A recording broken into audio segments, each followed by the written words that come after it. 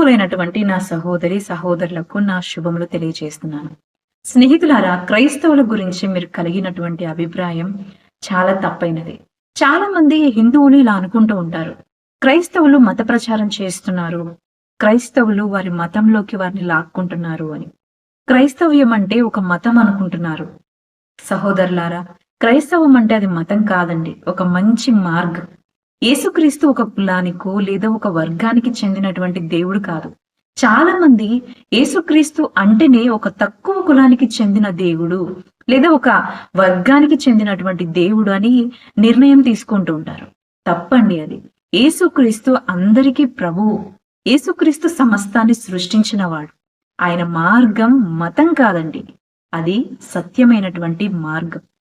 ఆ మార్గంలో నడుస్తున్నటువంటి క్రైస్తవులు వాళ్ళ యొక్క ఆలోచన ఎలా ఉంటుందంటే, మేము తెలుసుకున్న ఈ సత్యాన్ని మిగతా వాళ్ళు కూడా తెలుసుకోవాలనేటువంటి ఉద్దేశంతో సువార్త ప్రకటిస్తూ ఉంటారు.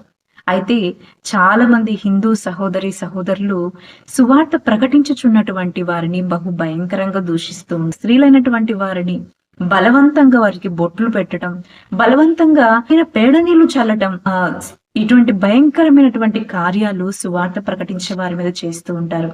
నా హిందూ సహోదరి సహోదరులారా, అయినప్పటికీ కూడా మేము మిమ్మల్ని ద్వేషించం. ఎందుకంటే క్రీస్తు యొక్క ప్రేమ మాలో ఉంది. ఆ ప్రేమతోనే మీరు మమ్మల్ని ఎంతగా అవమానించినా, మీరు మమ్మల్ని ఎంతగా దూషించినా ఇప్పటికీ కూడా మేము మిమ్మల్ని ప్రేమిస్తూనే ఉన్నాం. ఆ ప్రేమతోనే సువార్తని ప్రకటిస్తున్నాం.